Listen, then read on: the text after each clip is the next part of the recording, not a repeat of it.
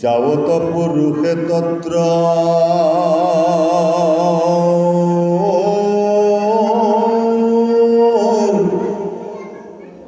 নগরে বিচার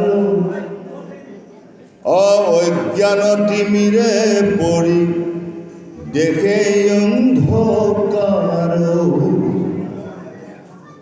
পরাভব তাও দেখে পাবে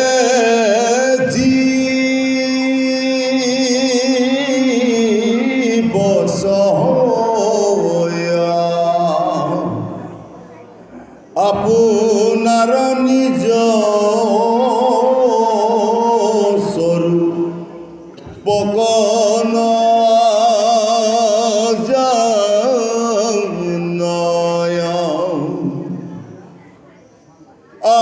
আবেয়ার হেতু শুনি পুত্রগণ কর্মজরি বান্ধিলে পুরুষর মন হেন কর্মাত্মক মনে শরীর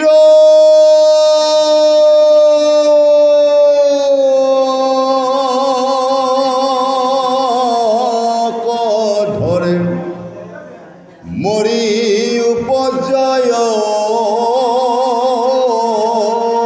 কতু উপজি মরে অরামেহি মতে কর্ম রয় ধীন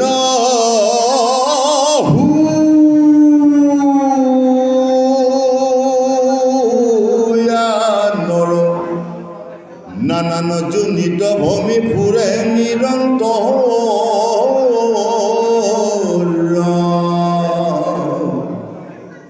অবিদ্যা থাকিলে নাহি আত্মা পরিচয় শুনি কহু আবে অতরণ উপায়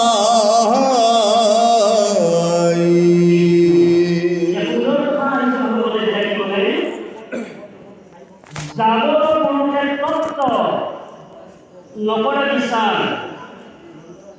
এবাৰ নিজক সোধা মই কৰোঁ আহিছোঁ আৰু মই ক'লৈ যাওঁ যোৱা পন্থৰ বহুত কি ইয়াত আমি উল্লেখ কৰি কৈছোঁ নহয় আলোচনা কৰিছোঁ নহয় যে পাপৰ 64 লক্ষ্য পাপ আছে যোৱা ৰাস্তা বহুত আছে গতিকে এবাৰ নিজক সোধক যে মোৰ যে এইটো দেহ যিটো লিংগ দেহ যিটো জীৰ্ণ দেহ এই কাৰ শক্তি লৈ মই হাতখন লগাব পাৰিছোঁ কাৰ শক্তি নাই মই ঘূৰি ফুৰিছোঁ কাৰ শক্তি নাই মই উশাহ নিশাহ লৈ আছোঁ এবাৰ সোধা মোৰ লগত কোন আছে মোৰ বান্ধৱ কোন আছে যদি মই বান্ধৱক চিনি পোৱা নাই তেতিয়াহ'লে কি তত্ত্ব উদ্ধাৰ কৰিব পাৰা সেইজনক ক'লে কি অজ্ঞান অজ্ঞান মানে কি এন্ধা এন্ধা মানে কি অনা তেতিয়া ক'লে ভগৱন্তে চোৱাহে অন্ধ মই কি কাম কৰি আছোঁ কৃষ্ণ অজ্ঞান এইকাৰণেই সুন্দৰভাৱে আমাক ডাঙৰলৈ গুৰুজনাই ভক্তজনে এটা ঘোষা সুন্দৰভাৱে জানিছিল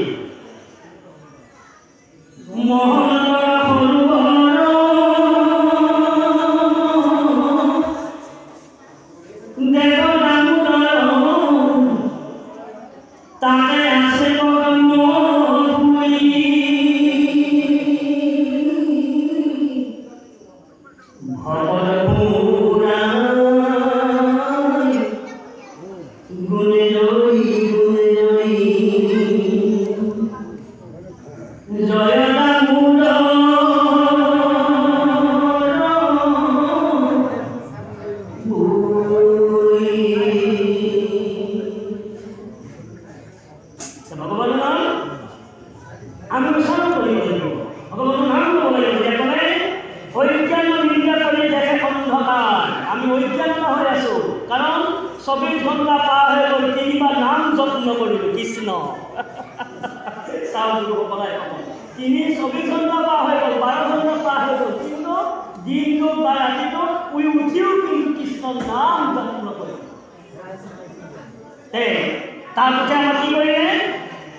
যেতিয়া ক'লে পঢ়া হ'ব তাগদেকে পাৱে জীৱ ছয়, আপোন নিজৰ স্বৰূপ হ'ব নাজানয়।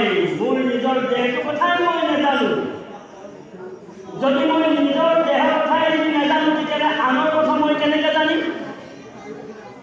আনৰ ভাল চিন্তা মই কেনেকৈ কৰিম? আনৰ উপকাৰ চিন্তা মই কেনেকৈ কৰিম? কাৰণ মই নিজেই নিজক চিনি পোৱা নাই। চিনি পাইছি নিজকে নিচিনিলে খবৰ হয় ধিম ধিম। মই নিজেই মই কি বস্তু মই দেখিছোঁ। গতিকে তাৰ ব্যৱস্থা দেখিবলৈ আহিছোঁ। এহিমতা পৰম্পৰা অভিনয় নৰ নানাৰ জনী ভূমি পুৰে নিৰন্তৰ।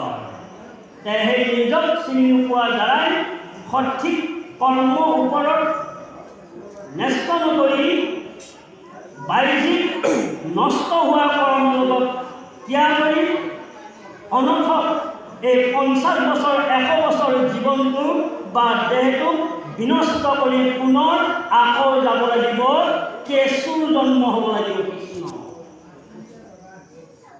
কেঁচুৰ জন্ম হ'ব লাগিব। কেঁচুৰ জন্ম হোৱাৰ পিছত আৰু যে আমি পুনৰ ভাল কাম কৰি এইটো কোনো সম্ভৱ নহয়। কাৰণ মানুহৰ দিনে নৰৰ দিনে ভাল কাম চিন্তা কৰাৰ ব্যৱস্থা কোনো ব্যৱহাৰত নাই। গতিকে শেষলৈ হৈছে অবিদ্যা থাকিলে নাহি আত্মা পৰিচয়, শুনিও বহুৱাবে তৰণ উপায়। আত্মা ঈশ্বৰক প্ৰত্যক্ষে সতত পায়, নাপায় জানা তাংক অবিদ্যাত। অবিদ্যা মানে কি? যেনেকৈ কুমাৰ মেঘেৰে যেনেকৈ চাকি ধৰি যেনেকৈ সূৰ্যটোক ঢাকি ৰাখিলে, তদ্ৰূপ এই কৰ্মময় জীৱনৰ বাসনাত কৰি আমাৰ এই দেহটোক মলিনতা কৰি মনে কেৱল ধনৰ লালসা কৰি নৰকগামীলৈ যোৱাৰ ব্যৱস্থা কৰি আছে কৃষ্ণ। ইয়াৰ সকলো উপায় বস্তু হ'ল যে মন। এই মনক ক্ষমা কৰিবৰ কাৰণে, মনক ভক্তিমানলৈ আনিবৰ কাৰণে যেতিয়া কৈছে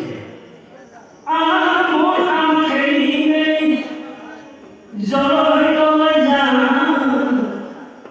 গুৰু আমাৰ গৰখীয়া আনি বগুৰা। কাৰণ ভাগৱত হল গুৰু হয়। গতিকে ভাগৱতৰ ওচৰত আনিলে বেয়া বীজাণুবোৰ বিনাশ কৰি শুদ্ধৰ দিনা হৃদয়ত প্ৰকাশ কৰি কেৱল কৃষ্ণ নাম জয় হ'ব। কৃষ্ণ এই তত্ত্ব ৰাখি মই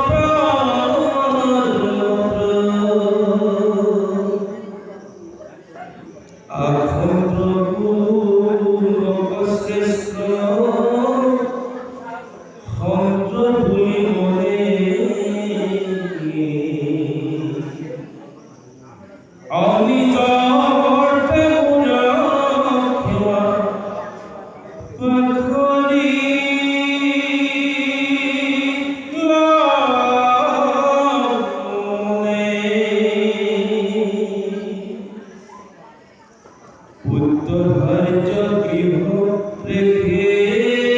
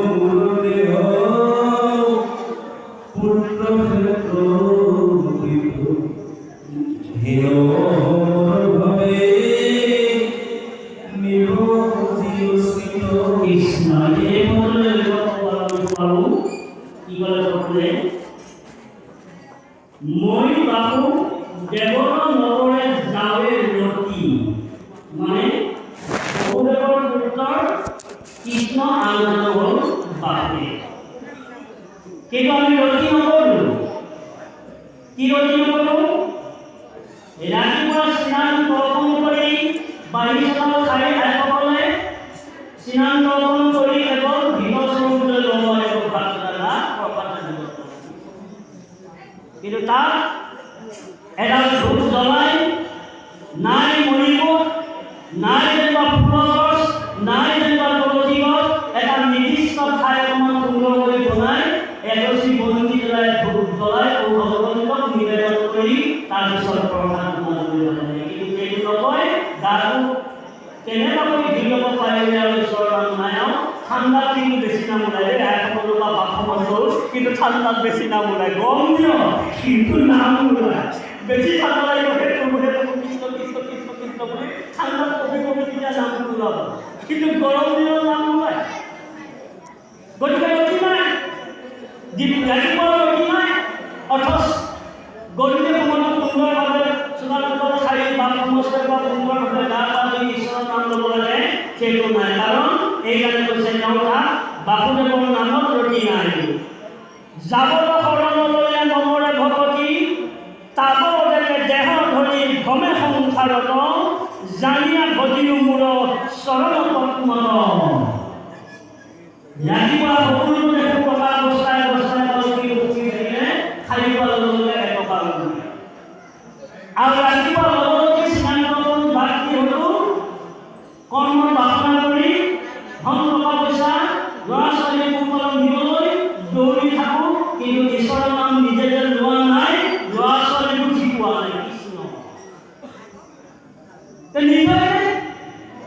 গতিকে অভ্যাস কৰা বা সমস্যা আইনসকল ৰাতিপুৱা লগতে যদি কোনোবা স্কুললৈ যোৱা ল'ৰা ছোৱালী আছে দুপাহত, মই প্ৰসাদ কেইটা বনোৱালৈকে তোমালোকে গাটো ধুই স্নান কৰি তোমালোকে শাৰী পাতি কৰি মাধৱদেৱৰ প্ৰসাদ গালেহে তোমালোকৰ প্ৰসাদ খাবা আৰু স্কুললৈ যাবা। কৈছিলে শিক্ষা দিছিলে নাই দিয়া। কিন্তু ৰাতিপুৱা লগে লগে যদি কাৰোবাৰ আইসকলৰ যদি কেঁচুৱা আছে মোবাইলটো দি পেলাই মায়েকে বাঢ়িব কৰি আছে।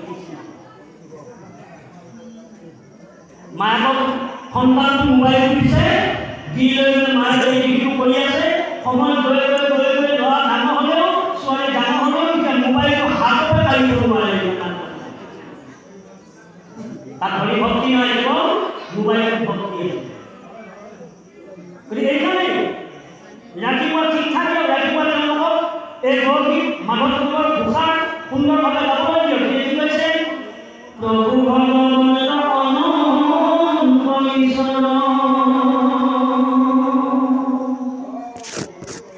প্ৰপন্ন জনতাৰণ,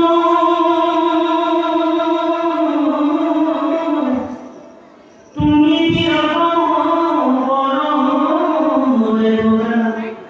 জানিয়া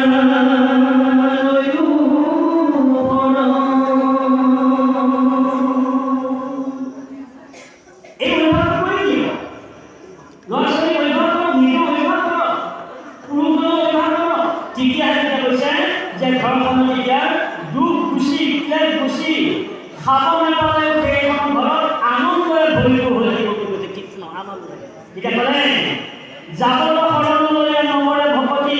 গতিকে শৰণেই নাই, শৰণ নহ'লে ভক্তি নহ'ব নহয়, শৰণ নহ'লে জ্ঞান নহ'ব। গতিকে শৰণ নকৰিলে শেষলৈ আহিছোঁ আৰু নিজৰ অৰ্থে মূৰতে হাত পাহৰিল মনে। এই যে অৰ্থ নিমিলে, অৰ্থ মানে কি জানে? ধন। কি কৈছে? ধৰ্ম অৰ্থ, অৰ্থ মানে ধন টকা পইচা, মানে অৰ্থ লগত দৌৰি ফুৰোঁতে ফুৰোঁতে ফুৰোঁতে ফুৰোঁতে মোৰ দেহটো যে কোনখন ৰাজ্যলৈ গতি কৰি আছে কিন্তু মই আজিলৈ জানা নাই। কৃষ্ণ দেই গুৰু বাবা হয়নে? এই ধন টকা পইচাৰ লগত দৌৰি থাকোঁতে মোৰ দেহটো যে কোনখন ৰাজ্যলৈ গতি কৰিছে আমি কোনেও অনুভৱ কৰা নাই। এবাৰ চাওকচোন ডেকা কালৰ জীৱনটোলৈ মনত পেলাওক আৰু বুঢ়া কাললৈ মনত পেলাওক। কিনো আছিলি ঐ গোসাঁই সকল, এটা হাতীয়েও এটা বাঘেও পদে লোৱা এনেকুৱা এডাল দেহ লৈ এনেকুৱা এটা শক্তি থাকি এতিয়া লাখুৰীয়া নহ'লে কঁকালটোৱে লাগিব নোৱাৰো এতিয়া। কৃষ্ণ হয়নে বাৰু? তেতিয়া কৈছে, এইকাৰণে কৈছে নিজৰ দেহৰ কাৰণে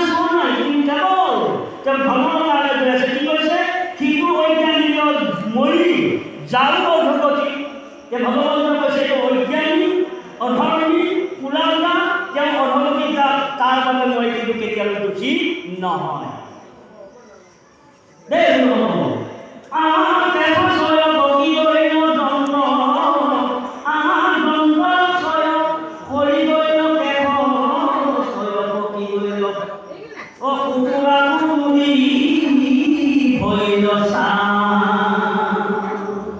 হিচাপ দ্বিতীয় অহা নাই চুলি পকি গ'ল কিন্তু এটা কথা দেই মই প্ৰশংসা কৰি কিন্তু মই যেনেদৰে কওঁ কিন্তু আজিকালি চুলি পকিলেও কোনো দিগদাৰী নাই দাঁত কৰিলেও কোনো দিগদাৰী নাই কাৰণ দাঁত কৰিলেও দাঁত লগাব পৰা দিন আহি আছে কৃষ্ণ আৰু চুলি পকিলেও তাত কোনো অসুবিধা নাই কাৰণ মই আশীৰ্বাদ দি আছোঁ বিউটি পাৰ্লাৰ ঠিকে থাকক কৃষ্ণ কাৰণ বিউটি পাৰ্লাৰ যদি ঠিকে থাকে তেতিয়াহ'লে আপোনাৰ পকা চুলিও জানিব কোলা হৈ আছে যদি কোলা ৰং লগাই লোৱাৰ লগে লগে সি বুঢ়া হোৱাৰ কি চিন্তা আহিব এতিয়া তাত কৃষ্ণ আহিব না বাৰু নাহে হয়নে গতিকে চুলিবিলাক যেতিয়া আইনাখনত চাব মই কোলাই আছোঁ চুলিমা দাঁতো যদি মহিয়াকৈ লগাইছোঁ ঠিক ঠিকে হৈছে মই কিহৰ কোৱা ডেকা হ'ব মই তেতিয়া আপোনাৰ আৰু শান্তি মানে তেতিয়া আৰু ওলাই যাব গতিকে সেইকাৰণে আপোনাৰ এইবোৰ আমি দেহলৈখন ত্যাগ কৰি কেৱল কৃষ্ণক ভকতি কৰি আমি আমাৰ জীৱনটো যাতে আমি ধন্য কৰি পৰম ভগৱন্তক সান্নিধ্য লাভ কৰিব পাৰোঁ তাৰ বাবে ভাগৱতে আজি সুন্দৰভাৱে আমাৰ দিছে যিজনে চিন্তয় হেন গন্থি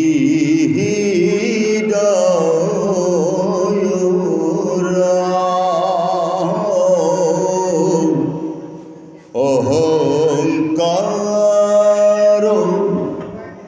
এৰি মুখ পাৱে সিটো নৰ জীৱতে শিৱে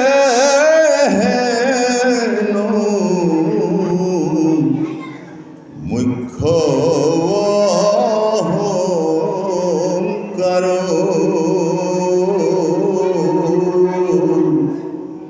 পঞ্চী পাই কহু শুনিও কতাৰ এ হৰিয়ে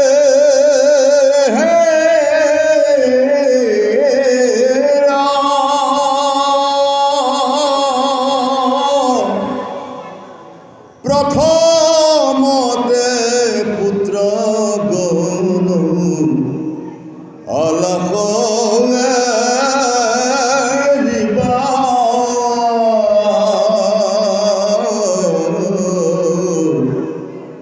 শাস্ত্ৰচয় পঢ়ি সবে তত্ৰ বিচাৰি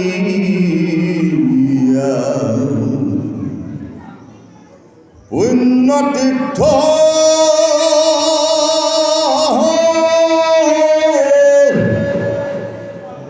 সেৱা কৰি হৈবা শুদ্ধতা ও আমাৰ ভক্তৰ সংগ নেৰিবা সদায় ঈশ্বৰ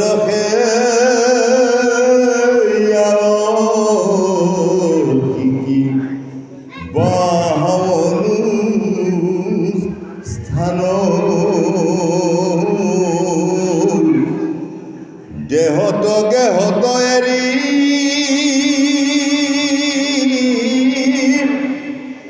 বাহাও অভিমান আমাৰ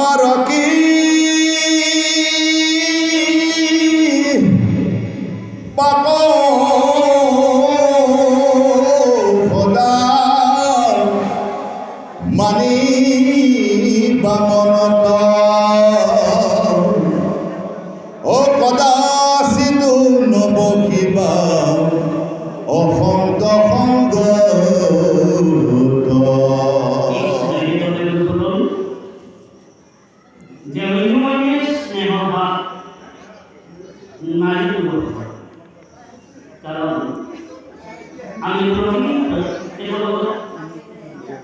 মিডিয়ালে পঢ়িব লাগে আমি মিডিয়ালে পঢ়িব লাগে কিয় জানে এই সৃষ্টি কৰিবৰ কাৰণে অনুভৱৰে বিন্দু অনুকে জীৱজগতৰ প্ৰত্যেক জীৱজগতকে সৃষ্টি কৰিছে আৰু এই জীৱজগতৰ সৃষ্টি কৰাৰ জীৱজগতৰ নৰ ইত্যাদি জীৱ-জন্তুকো সৃষ্টি কৰিবলৈ ভগৱানে দিছে কিয় পাৰ্থিৱ জগতখন যাতে সৃষ্টিৰ দীৰ্ঘতাৰ দ্বাৰাই পদুম ফুলৰ দৰে যাতে ফুলি থাকে আৰু সেইসকল নৰশ্ৰেষ্ঠৰ জীৱসকলে যাতে সদায় মোৰ নাম লৈ থাকে কিন্তু আমি সেই মেকআপত সোমাই সৃষ্টিৰ মাজত আমি বৰ্তি থাকিলোঁ কিন্তু কৃষ্ণৰে কথা আমি হৃদয়ত এবাৰো নুশুনিলোঁ হৃদয়ত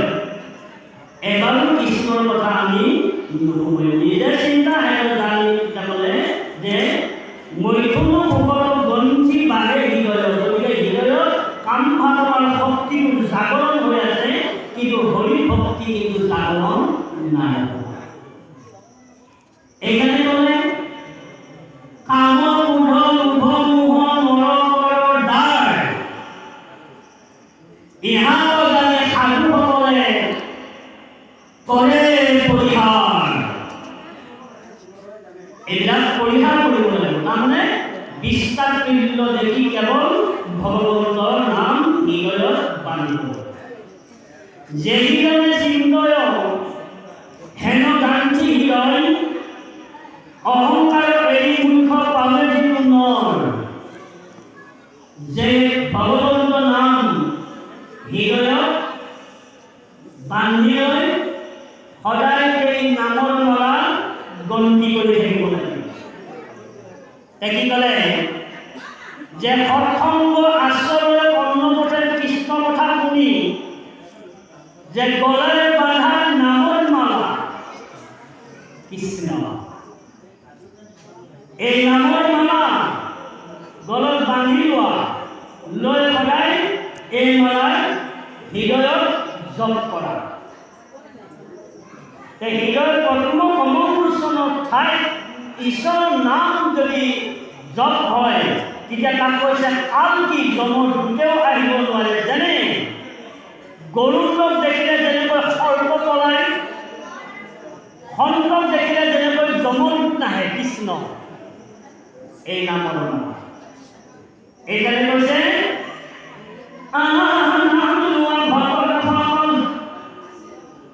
নকৰিবা হেৰা নামেৰে কালিতে পাৰে সংকটৰ মেলা আমি এদিন সংকটত পৰি আহি আছো ন সকলোৱে যাব লাগিব মনত আছে যদি মনত নাই মনত ৰাখো আমি যাব লাগিব কলৈ যাম সিদ্ধান্ত ভালকৈ দিছে গতিকে এই যোৱাটো কৈছে শাস্ত্ৰ পঢ়িলে সবে তত্ত্ব বিচাৰিয়া পুণ্য তীৰ্থ সেৱা কৰি হৰিবা শুদ্ধ তাই আমাৰ ভক্তৰ সংগৰ নিৰ্বাহ সদায় তীৰ্থ কাশী গয়া নিবাৰণ মুৰুৱা বৰৈয়া ধাম ভুমুৰা দৰে ভক্তসকল গৈ পিতৃজনৰ ওচৰত এগছি বন্তি জ্বলাই ধূপ দি ঈশ্বৰক প্ৰাৰ্থনা কৰিছে প্ৰভু উত্তৰ হিচাপে ভক্তি হিচাপে পিতৃ চৰণত ধ্যান কৰিছো প্ৰভু সমস্ত অপৰাধ বিনাশ কৰি প্ৰভু আপোনাৰ অভয় চৰণত ঠাই দিয়ে কৃষ্ণ তীৰ্থত গৈ ঈশ্বৰৰ প্ৰাৰ্থনা কৰিব আৰু যোনে যাব পৰা নাই বৈবিধ্য ধন টকা পইচাৰ অভাৱত তেতিয়াহ'লে সেইসকল নিজৰ গৃহতে থাকি নিজৰ কৃষ্ণ নাম জপ কৰা কৃষ্ণ সেইসকল ঘৰতে কৈছে নালাগে ঈশ্বৰৰ শাস্ত্ৰৰ জানিলে নালাগে বিশ্বৰ তীৰ্থভূমিতে গোবিন্দ গোবিন্দ বুঢ়া মুখে বেগত বচন ঘৰতে থাকিও ঈশ্বৰৰ শেষলৈ যে মূল ভক্ত সংগ সদায় নিৰ্বাহ ঈশ্বৰৰ সেৱা শিকি বাহা অনুষ্ঠান এই যে ভাগৱত অনুষ্ঠানটো কি হৈছে ইয়াত শিক্ষা হৈছে কৃষ্ণ যেনেকৈ স্কুললৈ গ'লে যেনেকৈ শিক্ষকে ছাত্ৰক যেনেকৈ সেই ভূগোল অংক সাহিত্য ইত্যাদি যেনেকৈ শিক্ষকজনে ছাত্ৰসকলক তাৰ ভাল শিক্ষকৰ হক বুলি যেনেকৈ শিক্ষা দিছে তদ্ৰূপ মানুহৰ মানৱ জীৱনটোৰ কল্যাণ সাৰ্থকতাৰ কৰিবৰ কাৰণে বাংময় ভাগৱতত ১৮,০০০ শ্লোকে সদায় জীৱৰ কল্যাণৰ কাৰণে শিক্ষা দি আছে কৃষ্ণ আৰু যেতিয়া ক'লে যে আমাৰ কৃপাৰ সদা নেৰিবা মুখ মোৰ নাম মোৰ কৃপা কোনেও সদায় নেৰিবা মানে বাঢ়ি যাব খাওঁতেও কৃষ্ণ নাম গাওক গাড়ীতে থাকোঁতে কৃষ্ণ নাম লওক প্ৰসাদ বনাই থাকোঁতে কৃষ্ণ নাম লওক আৰু স্নান কৰোঁতে কৃষ্ণ নাম লওক যদি অহৰহে যদি কৃষ্ণ নাম গুণগুণ কৰি যদি বহু ঘুমুৰা মাতি ধৰে গুণগুণাই থাকে তেতিয়াহ'লে সেই সময়ত পুণ্যপুৰুষ নাহি পৃথিৱীত আৰু আইসকলে যদি সেই নামবোৰ যদি গুণগুণাই থাকে যে অলৌকিক হৈব লক্ষীযুক্ত কৃষ্ণ হয় অলক্ষী কিন্তু কৃষ্ণ নাম জপ কৰোঁতে অলক্ষী আইগৰাকীও তেওঁ লক্ষী হৈ যাব আৰু যাৰ ঘৰত লক্ষী থাকিব যি আইগৰাকীয়ে লক্ষী পাৰ কৰি থাকিব যি আইগৰাকীয়ে লক্ষী চৰিত্ৰ বা লক্ষী ৰূপ ধাৰণ কৰিব সেইখন ঘৰত ধন টকা পইচা অভাৱ আছেনে বাৰু লোকসকল কৃষ্ণ সেইখন ঘৰত ধন টকা পইচা অভাৱ নাই আৰু যদি অলক্ষী যদি আইসকল হয় ঈশ্বৰ সেৱা নাই নিজৰ পৌষাবক সেৱা নকৰে নিজৰ জ্যেষ্ঠজনক সেৱা নকৰে নিজৰ স্বামী ভক্তি নকৰে তেনে অলক্ষী আই জীয়েকে পুনৰালৈ হাত ধৰিও এক দুখাত খাব নালাগে কৃষ্ণ জীয়েকে যদি দিন ৰাতিও যদি কষ্ট কৰি শুৱে কিন্তু ঘৰত অলক্ষী এগৰাকী আছে নহয় সেই অলক্ষীগৰাকীৰ দ্বাৰাই সমস্তৰ ধ্বংস হৈ গৈ থাকিব গতিকে এইকাৰণেই ঈশ্বৰৰ নাম ল'ব লাগে কাষত আহিব আৰু যে কদাচিতো নৱ শিপা অসংগ সংগৰ কদাচিতো অসংগ সংগৰ নৱ আজি বাপ সমস্যৰে দেখিলৈ ইফাললৈ এজন ভকত আহি আছে ইফাললৈ এজন ভকত আহি আছে যে তেওঁলোকে দুইজনে সন্মুখী হৈ গ'ল ইজনে ক'লে প্ৰভু ভালে আছে হয় ভালে আছোঁ ইজনে ক'লে প্ৰভু ভালে আছে হয় ভালে আছোঁ প্ৰভু ভগৱন্তে কৃপা কৰি ৰাখিছে দিয়ক ঘৰ ফালে ভাল বোলে ভাল দিয়ক ল'ৰাটো বিয়ে কৰি আছে কৃষ্ণ ছোৱালীজনী এইবাৰ মেট্ৰিক পাছ কৰিছিল দেখা ধৰিলে আপোনাৰ ঘৰখন দিয়ক এতিয়া আনন্দ কৰি চলি আছে মাইকীমান বঢ়িয়া দিয়ক ঘৰখনৰ নাম উলিয়াই লৈ পেলাই পুতেকৰ নাম উলিয়ালে জীয়েকৰ নাম উলিয়ালে জীয়েকক গুণ বসনালে এতিয়া লগ লগাই দিছিল ঈশ্বৰে ঈশ্বৰৰ নাম ল'বৰ কাৰণে ঈশ্বৰৰ নাম ল'বৰ কাৰণে লগ লগাই দিলে কিহতে যাই দিলে আপোনাৰ পুতেকে কিমান ডাঙৰ চাকৰি কৰিছিল জীয়েকে কিমান এটা ধৰি পাছ কৰিছিল এই কথা আলোচনা কৰিলে ঈশ্বৰৰ নাম ল'লে গতিকে এইটো কৈছে বেয়া সংগ কৃষ্ণ তেনে বেয়া সংগ যদি কোনোবাই তেনেকৈ পাতি আছে তেতিয়াহ'লে তাৰ পৰা টকাৰে আগ্ৰহ হৈ কৃষ্ণ নাম জপ কৰক কৃষ্ণ দেই আইসকল বাপ আৰু আইসকলেও ইগৰাকীয়ে সিগৰাকীয়ে যদি লগ পাব কেনেদৰে যদি ঈশ্বৰ মিলাই দিলে এই জানিব আপোনাৰ বামনৰ শাস্ত্ৰত লাগি গ'লগৈ আপোনাৰ এই পুথি শাস্ত্ৰ এৰি বামনৰ শাস্ত্ৰ বোৱাৰীটো কেনেকুৱা আপোনাৰ নাতিটো কেনেকুৱা আপোনাৰ ঘৰখন এনেকুৱা মোক শান্তি নাই ঘৰ ওলাই যোৱা বুলি গৈছিল যায় এই মাহত বাকৰি এই মাহত বসলা লাগি থাকিব আপোনাৰ তাত কৃষ্ণ নাম নাই গতিকে এনেভাৱে যদি আমি গৃহ ঘৰখন যদি ৰাখোঁ তেতিয়াহ'লে সেইখন গৃহৰ ধ্বংস হ'বলৈ আৰু বেছি দিন নাথাকে কৃষ্ণ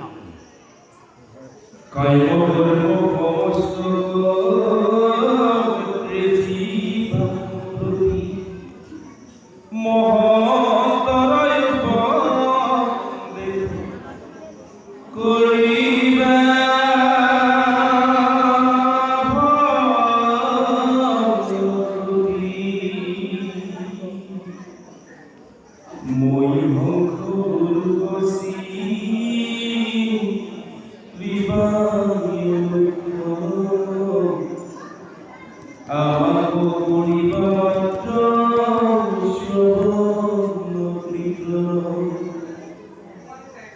সহস্ৰভূতকে আত্মা বুদ্ধি কৰে জ্ঞান জানো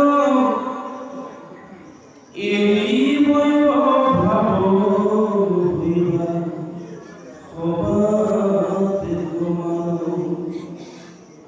কৃষ্ণাই সৰ্বভবে পুষ্ট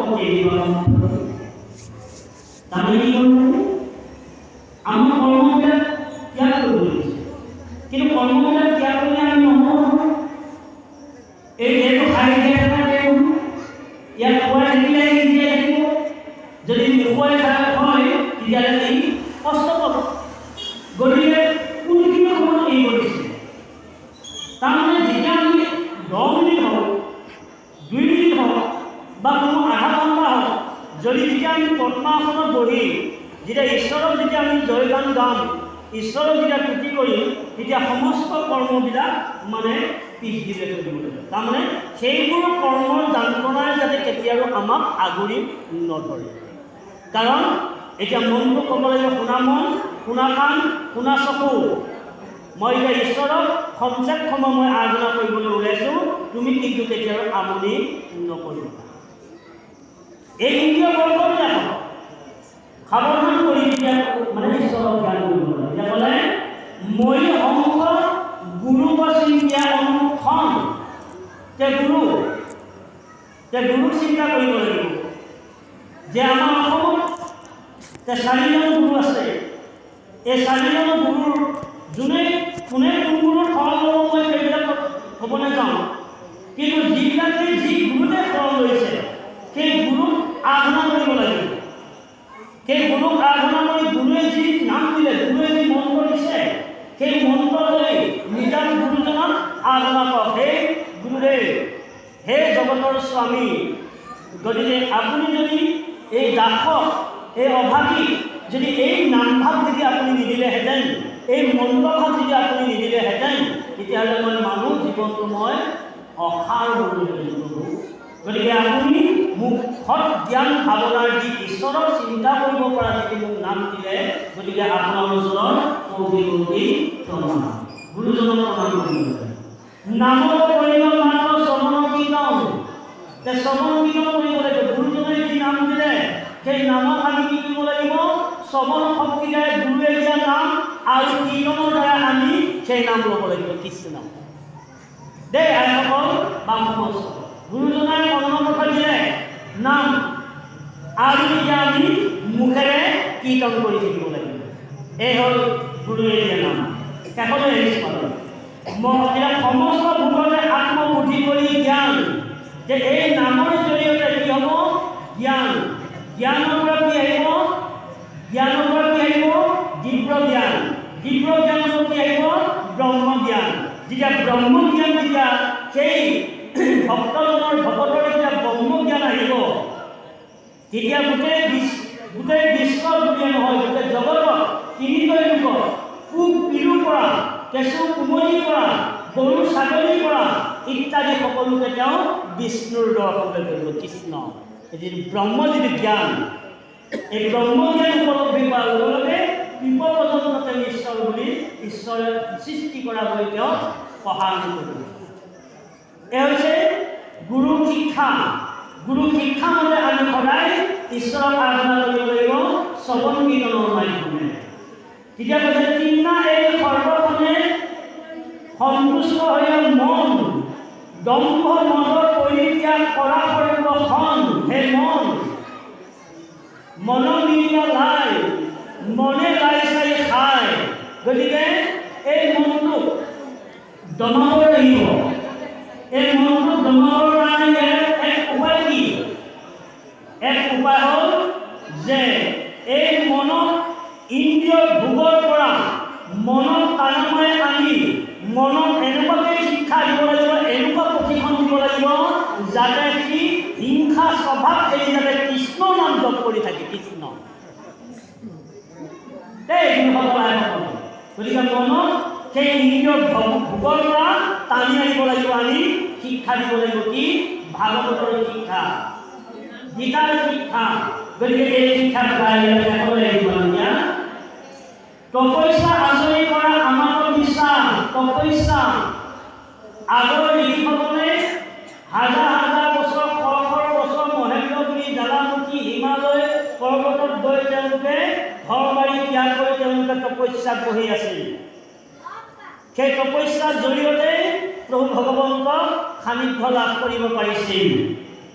কিন্তু এতিয়া কলি যুগত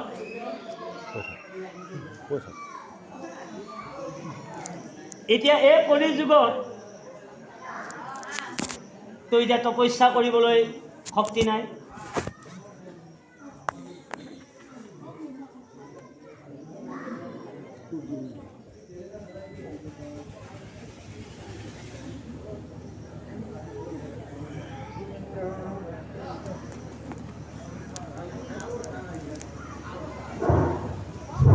গতিকে এই কলিযুগত যে আমি সেইবোৰ পৰ্বতলৈ গৈ সেইবোৰ বননিলৈ গৈ আমি তপস্যা কৰিবলৈ আমি নোৱাৰোঁ, কাৰণ এই যুগে পোৱা নাই।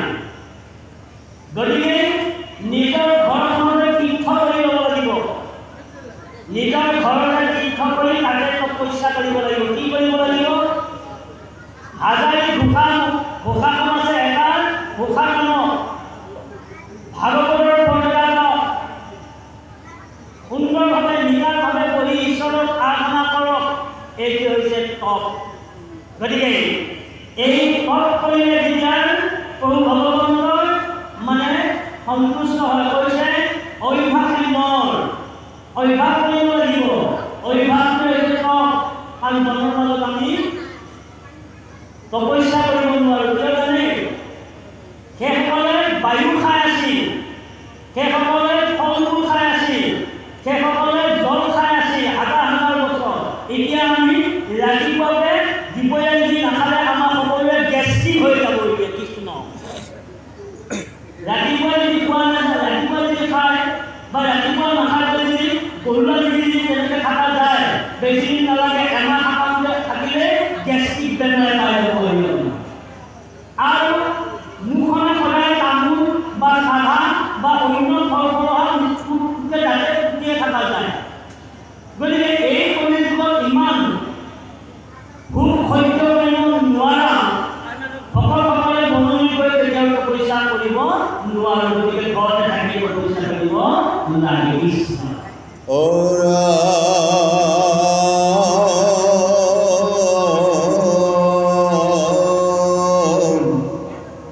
অবিদ্যা বান্ধিলে দৃঢ় গ্ৰন্থি হৃদয়ৰ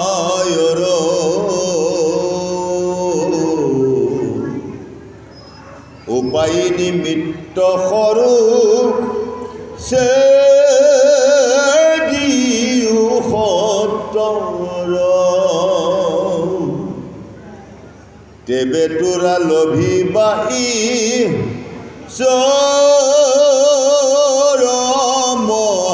মহাজ্ঞান কৰ্মবন্ধ চিন্দি হৈবা মুকুত সমান মূৰলোক বৈকুণ্ঠক যাৰ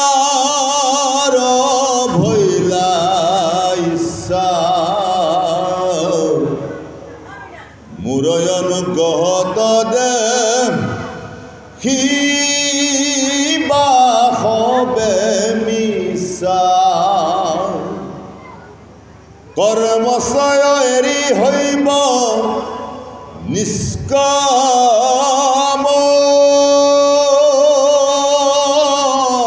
পুৰুষ মোৰ সেৱা কৰি গতি পাইবা নিৰংকুশ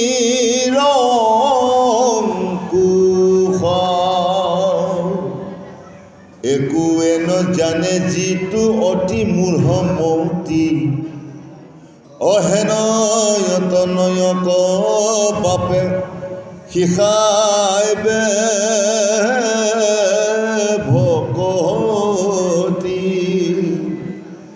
অয় ৰামে শিষ্য কতি বেক গুৰু হেনয় উপদেশ অৰাজাগণে শিকাই বেক প্ৰজাক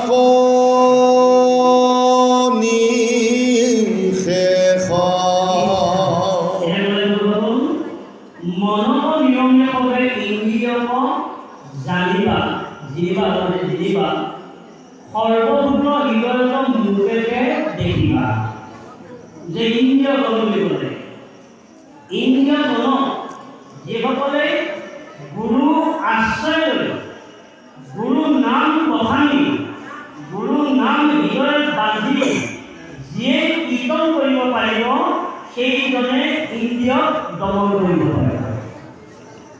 গতিকে আমাৰ ইন্দ্ৰিয় হ'ব 10টা ইন্দ্ৰিয়। এই 10টা ইন্দ্ৰিয় ক'ত আছে? তেতিয়া কৈছে চকু, নাক, কাণ, জিভা, বাক্য, চৰ্ম, হাত, পদ, সূৰ্য, লিংগ। এই 11টা ইন্দ্ৰিয়। এই 10টা ইন্দ্ৰিয় তাৰ মাজত ক্লান্ত এজন ইন্দ্ৰিয় আছে, সেইজন হ'ল মন। এই 11 ইন্দ্ৰিয় দমন কৰিব পৰা গৰাকীয়ে মোৰ সান্নিধ্য লাভ কৰিব পাৰিব। তেতিয়া ক'লে ইয়াৰ উপায় অবিদ্যা বান্ধিলে মূল গ্ৰন্থি হৃদয়ত উপায় নিমিলে সৰ্ব চেহিও সতৰ। যেনেকৈ হাবি এটুকুৰা জুইবলৈ হ'লে যেনেকৈ এপাক অস্ত্ৰ লাগিব, মানে দা বা কটাৰী বা কোৰ, তেতিয়াকে হাবিখিনি বা ভূমিখিনি চিকুণোৱা যায় বা নিকা কৰিব পাৰে। এই বননি এই হৃদয়ত থকা ইন্দ্ৰিয়ৰ বিষয় বননি কেনেকৈ জুই কৰি দিয়া হয়? ইয়াতো দাঁতৰে জুইব নোৱাৰে। গতিকে ইয়াক জুইব একমাত্ৰ গুৰুজনাই দিয়া অস্ত্ৰপাত, গুৰুজনাই দিয়া অক্ষী, মানে নাম কৃষ্ণ।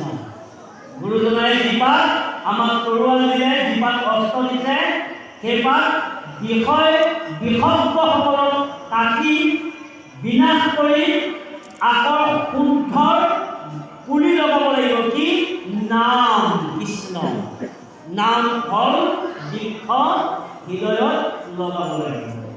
তেতিয়া ক'লে এইটো অধিকাৰ তেনে দ্বাৰা লভিবা ঈশ্বৰৰ মহাজ্ঞান। সেই দেহ বৃক্ষসকলক, দেহ হাবি ইন্দ্ৰিয়সকলক তেওঁলোকে ঈশ্বৰ ভক্তি কৰাব পাৰিলেহে তেতিয়ালৈকে তেওঁ ঈশ্বৰত ভক্তি কৰা জ্ঞান উৎপত্তি হ'ব বুলি কৈছে। কৰ্মবন্ধ ছিগি হৈ মুকুট সমান, কৰ্মবন্ধনৰ তেওঁ মুক্ত হ'ব। মূৰত বৈকুণ্ঠত যাৰ ভৈৰা ইচ্ছাৰ মূৰত অনুগ্ৰহতে কিবা হবে নিচা। কৰ্মচয় এৰি হৈবা নিষ্কাম পুৰুষৰ মূৰ সেৱা কৰি গতি পাইবা নিকুণ্ঠ। গতি কি কৰিলে? বৈকুণ্ঠলৈ যোৱাৰ ব্যৱস্থা একমাত্ৰ কৰিছে যে আমি এই হৃদয়ত থকাৰ 6টা বেয়া বস্তু আছে। এই 6টা বেয়া বস্তু আমি আঁতৰাব লাগিব। এই 6টা হৈছে কি? কাম, ক্ৰোধ, লোভ, মোহ, মদ, মৎসৰ্য। এই 6টা ৰিপু এই 6 ঋতু ধ্বংস কৰিবৰ কাৰণে এই পাত তৰোৱাল দিলে গুৰুজনাই অন্য পথেৰে নাম তৰোৱাল দি দিলে। নাম তৰোৱালৰ দ্বাৰাই 6 ঋতু বৈশ্য কৰিব লাগিব। তেতিয়া তেওঁ বৈকুণ্ঠ যোৱাৰ এটা ৰাস্তা দেখা পাব। সেই বৈকুণ্ঠলৈ যোৱাৰ ৰাস্তাটো এইটো কাৰণে দেখা পাব যে আত্মাৰ ঈশ্বৰে মোক কি বিচাৰিছে আৰু আত্মাৰ ঈশ্বৰক মই কি দিছোঁ, এই তত্ত্বটো আমি জানিব লাগিব।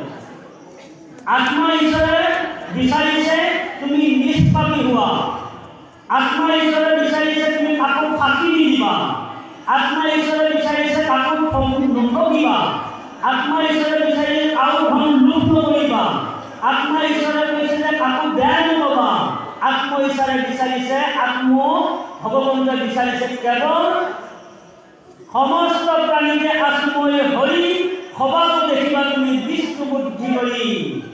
এই ভাৱনাৰ যিজনৰ আত্মাত এই টুকুৰাটো পাৰি যাব পাৰিছে সেইজনেহে তেওঁ বৈকুণ্ঠলৈ যাব পাৰিব। কৃষ্ণ সেইজনে পাৰিব। এতিয়া ক'লে মই যাম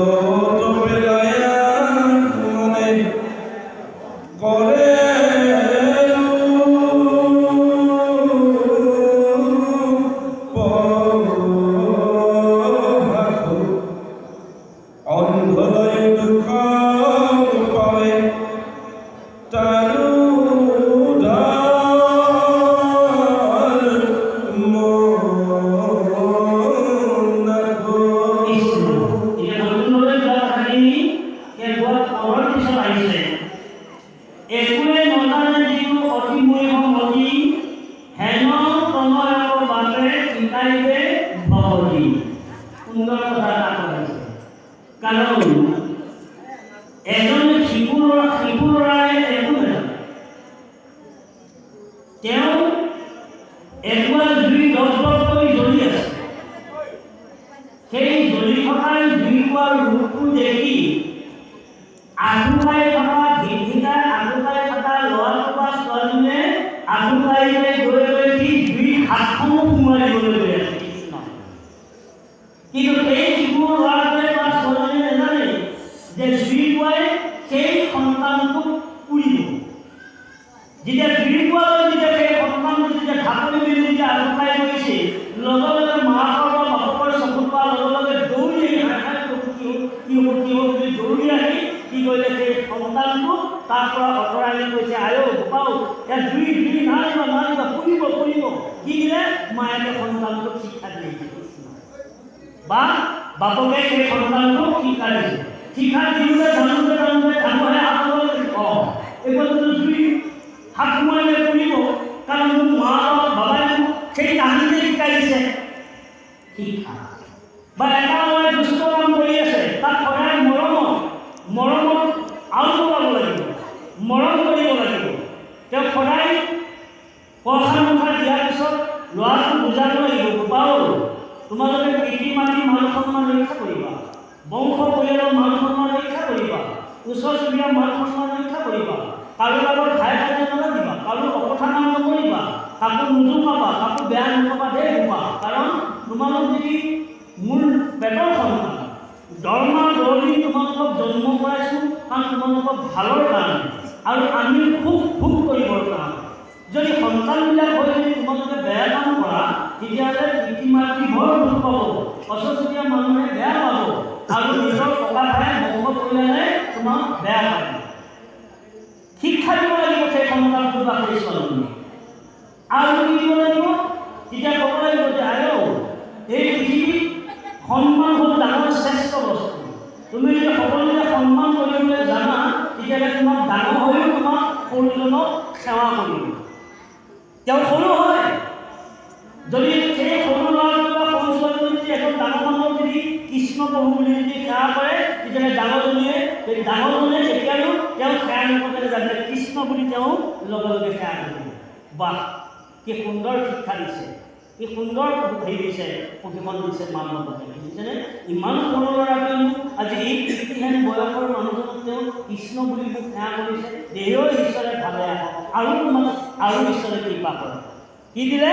অভিশাপ দিলে নহয় জানো বাৰু? নাই, আশীৰ্বাদ দিলে, হয়নে বাৰু? আশীৰ্বাদ দিলে। কিন্তু আমি যদি ল'ৰা ছোৱালীক যদি ভক্তি শিক্ষা দিয়া নাযায়, যদি জ্ঞান শিক্ষা দিয়া নাযায়, তেতিয়াহ'লে সেই ল'ৰাটোৱে যে আশীৰ্বাদৰ পৰা তেওঁ অভিশাপ যে পাবই, পিতৃ মাতৃৰ অভিশাপী হৈ যাব লাগিব কৃষ্ণ। কাৰণ সন্তান জন্ম কৰিলে, কিন্তু সন্তানটোক যেনেভাৱে শিক্ষা দিব লাগিছিল কিন্তু তেনেভাৱে শিক্ষা দিয়া নহ'ল। কিন্তু আমি শিক্ষা দিছোঁ, উচ্চ শিক্ষা পাবৰ কাৰণে সন্তানটোক টিউচন ধৰাই ধন টকা পইচা খৰচ কৰি উচ্চ শিক্ষা দিয়াইছোঁ ল'ৰাটোক। কিন্তু আধ্যাত্মিক জগতৰ ভাগৱত কিন্তু জ্ঞান দিয়া নাই, কিন্তু উচ্চ শিক্ষা দিলোঁ। কিন্তু উচ্চ শিক্ষা পোৱাৰ পিছত সেই ল'ৰাটোক চাকৰি কৰিলে, ডাঙৰ চাকৰি কৰিলে বা সৰুকৈ চাকৰি কৰিলে, সেই চাকৰি কৰাৰ পিছত তেতিয়া কি হৈ গ'ল?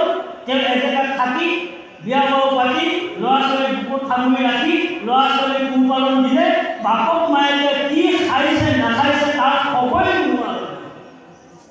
অৱশেষত সেই মাকে আৰু পিতৃয়ে তেওঁ কান্দি চকু পানী মুচি তেতিয়া কাজে তোক ইমান মাটি বাৰী বন্ধক দি গৰু ম'হ বিক্ৰী কৰি চাকৰি কৰা ধন খৰচ কৰি মই তোমাক শিক্ষা দিলোঁ, কিন্তু আজি তুমি চাকৰি পাই তুমি বিয়া বাৰু পাতি আজি বাপেৰে আৰু মায়ে কি খাইছে তুমি তাক আজি ক'ব নোৱাৰো। গতিকে তোমাক মই অভিশাপ দিছোঁ। তুমি কেতিয়া অভিশাপ দিলে সেই সন্তানৰ গাত নালাগে, কিয়? তুমি অতীততেই ভুল কৰি থৈ আহিছা কৃষ্ণ, অতীততেই ভুল হৈ গ'ল। গতিকে এইকাৰণে আমি দুটা শিক্ষা দিব লাগে। পিছত গৈ সেই ল'ৰাটোৱে পিতৃ মাতৃ পোহপালন দিব নোৱাৰা অৱস্থাত, বিচাৰ সঁচা নোলোৱাৰ অৱস্থাত, লগতে থাকিব নোৱাৰি সৌ বৃদ্ধা আশ্ৰমত তেওঁলোক চকু পানী টুকি ভাত খাই থাকিব লগা হৈছে। তেতিয়াহ'লে ইমান উচ্চ শিক্ষা দি ল'ৰাটোক পঢ়াই চাকৰি কৰা কিবা মূল্য পিতৃ মাতৃ থাকিলে যদি বৃদ্ধা আশ্ৰমত ভাত খাব লগা হয়? গতিকে এইকাৰণেই নিজৰ ল'ৰা ছোৱালীক শিক্ষা দিব লাগে কি ভকতি শিক্ষা দিব লাগে সেইখনো আহিছোঁ বাৰু যাওঁ এতিয়া ক'লে যে পৰম এতিয়া ক'লে ৰাজাগণে শিক্ষা দিলে প্ৰজাগণ লিখে গতিকে ৰজাগণে কি শিক্ষা দিছে ৰজাই দিছে ৰাজনীতিক শিক্ষা পিতৃ মাতৃ দিব লাগিব ধৰ্মনীতিক শিক্ষা বিষয় কুশলভাৱে কৰিলে বিষয় কুশলভাৱে পাহৰিলে মুখ নয়ন থাকোঁতে যেন পাহৰিলে মুখ বিষয় কুশল থাকি পিতৃ মাতৃ পাহৰি গ'ল আৰু নয়ন দুটা থাকোঁতেও ঈশ্বৰকো নেদেখিলে তাৰমানে নয়ন মানে কি আমাৰ দুটা চকু এই দুটা চকু থাকোঁতেও পিতৃ মাতৃ ঈশ্বৰ জ্ঞান নকৰিলোঁ লক্ষী আৰু মাতৃ জ্ঞান নকৰিলোঁ আৰু চকু দুটা কি হ'ল চকু দুটা থাকিও তাত জ্ঞান চকুৰ পৰিৱৰ্তন মায়া চকু হোৱাৰ হেতুকে আজি মই নিজেও নিজৰ ঘৰখনৰ পিতৃ মাতৃ কি বস্তু মই বুজি নাপাওঁ সেইকাৰণে কৈছিল আপোনালোকে কৈছে নহয় যে তালাং তিৰি সদা দিব পদ্য এটা পাইছিলোঁ তালাং তিৰিলে সদা দিব কেনে হাত ভৰিলে কেনে দিব কাছ আৰু শিয়ালৰ কাৰণে চকু থাকোঁতে নহ'ব শুনা খাব ফুলনি তিয়াই আনে কিমান বুদ্ধি কৰিলে কাছৰ ভকতে শিয়ালক কাছৰ ভকতে যিটো বুদ্ধি কৰি শিয়ালক যিটো বুদ্ধি দিলে ভাবিলে শিয়ালে সঁচাকৈ তুমি পানী খাবলৈ তোমাৰ গাটো গোন্ধাইছে গতিকে তোমাৰ ভালকৈ বিৰিয়ানী খাবলৈ তুমি কি হ'ব তুমি আৰু পানীত কাছটো ধুবলৈ যাওঁতে নখ মাৰি কাছৰ গুচি গ'ল গতিকে এইকাৰণে আমাক কৈছে চকু থাকোঁতেই আমি কেতিয়াও অন্ধ হ'ব নালাগে কাৰণ ভগৱন্তৰ যি স্বৰূপ এই ৰূপ ধ্যান কৰি আমি সদায় নিজৰ মানৱ জীৱন কল্যাণ কৰি ভগৱন্তৰ কৃপা লাভ কৰিব পাৰিব বা কৃপা লাভ কৰিব লাগে বুলি ভাগৱতে গোটেই অসমত চৰ্চা হৈ মৃত্যুৰ মুখত লোক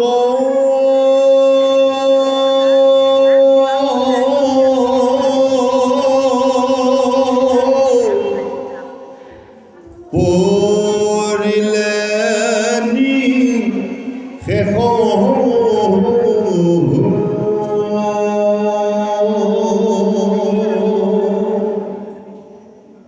দি এটা সম্বাক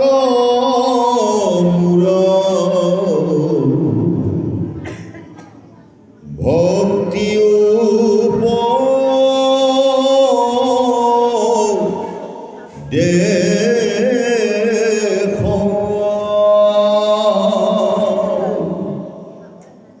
মৃত্যু হনতে তাৰি বাক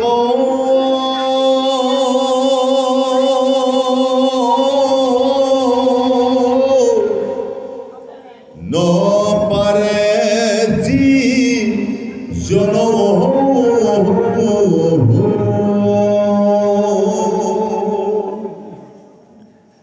গুৰু হেন নাম সিটো ধৰে কি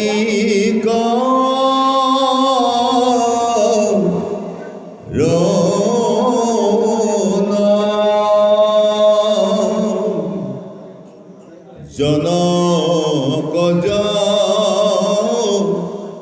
ননী ইস্ত্ৰ নুবুলিব তাক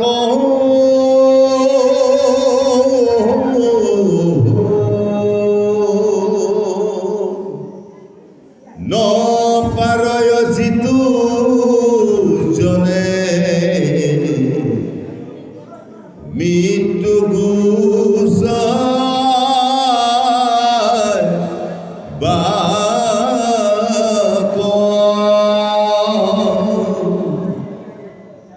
কে নমতে স্বামী হইব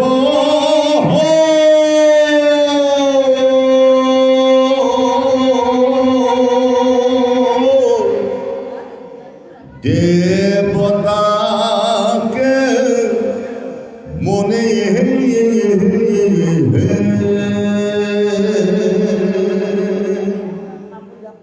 মৃত্যুৰ মুখত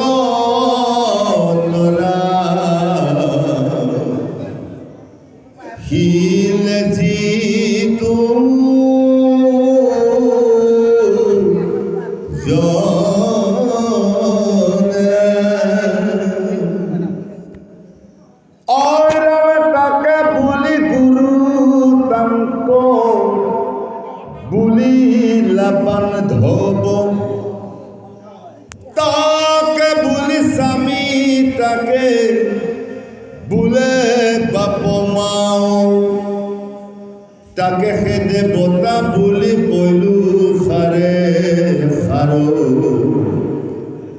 ভক্তি উপদেশে যিটো গুচা